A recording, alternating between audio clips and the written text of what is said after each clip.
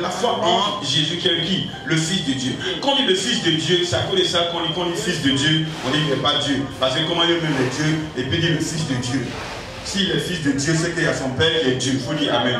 Or, le mot Fils ici signifie Rouillon. Ça veut dire quoi? L'unique de Dieu. Amen. Donc en réalité, il est l'unique de Dieu. Quel unique? L'unique parole de Dieu. Amen. Au ciel, Dieu est unique, assis sur son trône. Et quand Dieu parle, c'est Jésus qui est. Le seul mot qui sort de la bouche de Dieu, c'est Jésus. Amen. Amen. Dieu ne dit pas, il ne prend pas sa peine de dire aux anges, bon les anges, je vais vous envoyer sur la terre. Quand Dieu parle, c'est Jésus. Amen. Quand il dit Jésus, ça veut dire tout. Amen. Quand Dieu dit Jésus, en même temps les anges ont compris tout ce qu'il veut dire. Il va à Numambo. Et Paul que Dieu l'a protégé, le garder. Amen. Eux, ils ont compris. Hein. Pourtant, il y a un seul mot qui est sorti de la bouche de Dieu, c'est quoi? Mais les gens ont compris tout ce que ça veut dire. Amen. Amen. Quand Dieu veut parler pour maman, Noël, il dit Jésus. Et puis l'ange de la femme là sort, quitte le ciel et puis vient. Amen. Et puis il commence à travailler pour toi. Dieu lui a dit beaucoup de choses. Oh, c'est une seule chose que Dieu lui a dit. C'est ça que Jésus. Jésus est l'unique parole de Dieu. L'unique parole qui sort de la bouche de Dieu. C'est ça la puissance de Dieu. C'est ça. Au ciel, Dieu ne dit pas beaucoup de choses. Dieu ne dit que Jésus. Amen. C'est ça qui est Dieu. C'est ça la divinité, la puissance suprême de Dieu. Quelque chose qu'on ne peut pas comprendre. C'est pourquoi Jésus n'est pas un homme. Il a été un homme, c'est vrai. Mais il est plus un homme. Jésus est devenu ce qu'il était à 100% au ciel. Dieu dit Amen. Il est devenu un homme pour nous montrer le chemin. Mais il n'est plus un homme. Jésus est ressuscité. Dans sa divine gloire. Amen. Donc si je vis dans la chair, je vis maintenant au nom du Fils unique de Dieu. Donc je ne vis plus par moi-même. C'est Christ qui vit en moi. Amen. Christ qui vit en moi. Amen. Christ qui vit en moi. Amen. Donc tu ne dois plus encore vivre dans la défaite, dans la crainte. C'est là que vous comprenez beaucoup de mensonges des démons. Il y a un esprit qui te suit. Il dit t'as mal au ventre, t'as mal au ventre, t'as mal au ventre, t'as mal au ventre, t'as mal au ventre, t'as mal au ventre. Il faut lui dire tu es vaincu dans ma vie un jour. C'est tout. Tant que tu n'as pas défié ce démon qui dit toujours il a victoire sur toi, tu seras défait. Tu seras dans la défaite. Tu ne vas pas réussir. Tu vis chez tes parents. Il va dire tu vois tu es maudit. Tu tombes chez tes parents. Tu vas réussir. Et puis tu pries. Il faut laisser ça. Et tu acceptes. Il faut dire jamais. Jamais. Ce n'est pas ma destination finale. Ce n'est pas ma destination finale. Lui veut te faire croire que c'est fini et tu es comme ça dans la vie. Non, hein. Ce n'est que quoi? C'est un parcours, hein. C'est un parcours, c'est un passage. Je m'en vais quelque part.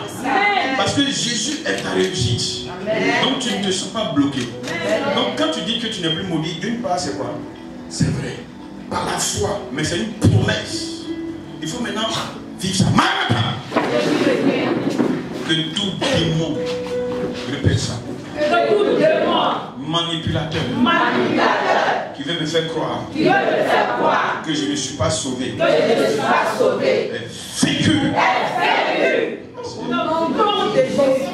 Donc vous allez comprendre que quoi? Qu'il y a beaucoup de démons qui travaillent pour nous faire croire qu'on n'est pas sauvé. Qu'on n'est pas sauvé. Pourtant ton esprit est sauvé. 2 Corinthiens 5, 17. Il faut prendre ça. 2 Corinthiens 5, 17. Il faut dire c'est Christ qui vient en moi. C'est Christ qui vient en moi. Répète ça. C'est Christ qui vient en moi. C'est pas le faux Jésus. Hein. Vrai Dieu. C'est lui qui vient en toi. T'as compris? C'est Jésus qui vient en toi. Donc un sorcier ne pas venir comme ça pour faire puis s'asseoir sur toi. Cadeau. Je refuse ça dans ma vie. C'est quoi qui t'a donné accès à ma vie là? Je vais découvrir ça. C'est par quoi tu es passé pour venir sur moi.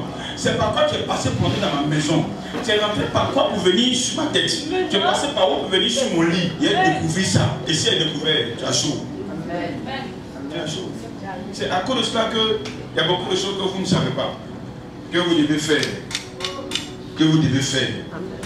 Beaucoup de personnes ne savent pas que les sorciers, là, quand on les découvre, on les menace. Vous ne savez pas que les sorciers, quand on les découvre, on les menace. Il dit, découvre que ton père est sorcier, il faut le menacer. Ta mère est sorcier, il faut la menacer. Que ton frère est sorcier, il faut le menacer.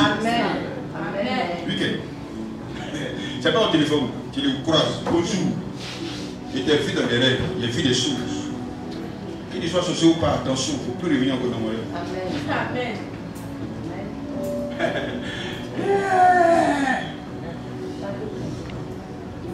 2 Corinthiens 5, 17. Folie. Si quelqu'un est en Christ, il est une nouvelle créature. Il est une nouvelle créature. Les choses anciennes sont passées. Les choses anciennes sont passées. Voici toutes choses sont devenues Voici nouvelles. toutes choses sont devenues nouvelles. Qui croit que ça vient nouvelle? Amen. Cette parole-là est vraie. Yes. C'est nouveau. Tu étais païen. Tu vivais ta vie païenne. C'est à cause de ça que je veux que vous compreniez qu'il y a être en Christ et puis aller à l'église. Tu peux à l'église, tu peux aller à l'église 20 ans et puis tu n'es jamais en Christ. Parce que tu as dit quoi? Il faut répéter. Si quelqu'un est en Christ, t'es trop fatigué quoi. Si quelqu'un est en Christ, il faut répéter. Si quelqu'un, alors dis-moi, si quelqu'un est en Christ, est en Christ. On n'a pas dit est au Christ. Est en Christ. Vous qui êtes pas dans l'école, quand on dit en, ça veut dire quoi? Donc ça veut dire que Christ est une quoi? Est un lieu, est un endroit, est une habitation où tu dois être. Ce n'est pas église, c'est une vie. Donc c'est pas la peine de dire tu es en Christ et puis tu mens, tu voles, tu vis dans le péché, tu fais du désordre, tu fais la vie n'importe quoi. Où on est des ténèbres, les esprits méchants, les esprits impurs. C'est pourquoi sa catégorie a son nom. Hein. Esprit méchant, esprit impur, c'est pas la même chose. Les esprits impurs sont différents des esprits méchants. Les esprits impurs, leur travail là, c'est les pensées. Les esprits impurs, ils sont dans ta vie, rien que pour donner des pensées de combatif, de peur, de colère, de rancune, de jalousie. Ils sont là comme ça, c'est des démons. Ils sont beaucoup. Ils vont te faire croire que tu es encore malade, tu es possédé, tu es encore mari de nuit, femme de nuit, esprit de quoi. Toutes ces choses-là pour te distraire. Il faut dire Amen. Amen. Dites Amen s'il vous plaît. Amen. Est-ce que vous avez déjà vu Jésus a parlé de l'esprit de mari de nuit dans la Bible? Est-ce qu'on a parlé de ça? Mais ces démons vont te faire croire qu'ils sont là, ils sont les esprits de mari de nuit, les esprits de femme de nuit, les esprits de quoi. C'est des esprits impurs. Ils te donnent des rêves. Ils te montrent des choses dans les rêves. Quand tu te lèves, tu te sens perturbé, tu te sens vaincu. C'est des esprits impurs. Maintenant, les esprits méchants, ils sont plus dangereux, ils sont plus méchants. Parce que le mot méchant signifie quoi? Destructeur. Les esprits impurs, ils travaillent où ça? Dans les pensées. Maintenant, les esprits méchants, eux, ils ne font que détruire notre vie. Ils bloquent les choses dans notre vie. Ceux qui gâtent notre foyer, qui attaquent le mariage, qui attaquent notre commerce. Quand un esprit méchant dans ta vie, là, il peut faire que tu ne vas jamais gagner l'argent. Il bloque tout, il attaque les autres autour de toi. Il peut pousser ton mari à faire des choses compliquées sur toi. Il peut te pousser toi-même, pousser des clients à te dire des choses. Ça, c'est des esprits méchants. Parce que méchants signifie qu'ils te font, ils font des choses qui sont méchantes dans ta vie. Mais impur, là, c'est seulement dans les pensées. Voilà pourquoi ils sont dangereux, les esprits impurs. Parce que eux, tu ne sais pas qu'ils sont là. Tu ne sais pas qu'ils sont là. Hein? Ils pensent que non, tu es délivré. Pourtant, les pensées sont dans ta tête là. Tu penses toujours mal des gens. Tu penses mal des gens. On dit Amen. Amen. Jésus veut prendre notre place. Jésus veut qu'on vive comme des gens qui sont délivrés. Comme des gens qui sont sauvés. Comme des gens qui sont renouvelés. Récréés. Transformés. Nouvelle création. Nouvelle création. Nouvelle chose. Nouvelle vie. Dis Amen. Amen. Tu ne dis pas bien Amen. Amen. Moi, j'ai pris 20 ans avant de comprendre cette vérité-là. C'est-à-dire 20 ans de vie chrétienne, d'abord, avant de comprendre ça. Toi, tu comprends ça aujourd'hui, tu es béni. Amen. Je vous dis la vérité. C'est au Nigeria on m'a enseigné ça. Et puis il n'est plus vu l'esprit de Moïse qu'aujourd'hui. Il a compris la vérité. En tant que pasteur, il chasse les démons jusqu'à fatigué. Mais quand il finit de chasser en même temps la nuit, on vient voir. Tu as cherché pour les autres et pour toi-même. Il finit jusqu'à la nuit, paf. Il vient coucher les femmes en rêve en même temps. Vous comprenez? Tu fais genre de 3 jours à sec. Quand il finit de faire 3 jours à sec la nuit, tu es en train de à sec, où tu es au moins, le démon même vient et tu es au moins, et puis ils couchent ensemble, et puis on couche et puis ça va, puis tu te lèves, tu es mouillé, tu es découragé.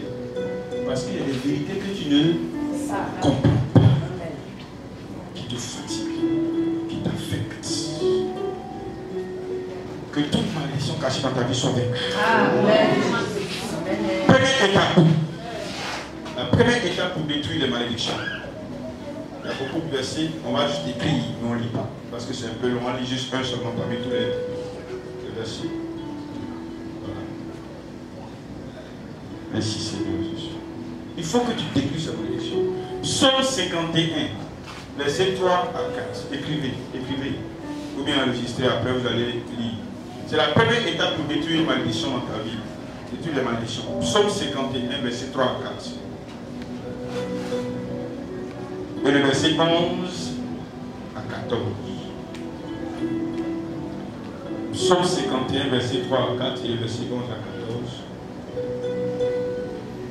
14. Psaume 19. Voilà. Psaume 51, verset 3 à 4 et verset 11 à 14.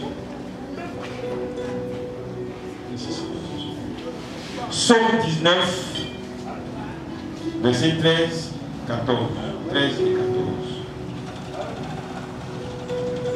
Psaume 19, verset 13 et 14. Amen. Et puis, dernier verset, Colossiens, chapitre 1. Je vais vous prendre ça. Colossiens, chapitre 1, verset 9 à 14. Colossiens, chapitre 1, verset 9 à 14. Voilà. Colossiens, chapitre 1, verset 9 à 14. C'est le seul verset qu'on va lire. Première étape pour détruire les malédictions dans ta vie. Merci Seigneur. Je brise toute malédiction dans ma vie. Je brise toute malédiction dans ma vie. Allez, il faut proclamer ça, répète ça bien. Amen. Il faut dire Amen. Amen. Allons-y.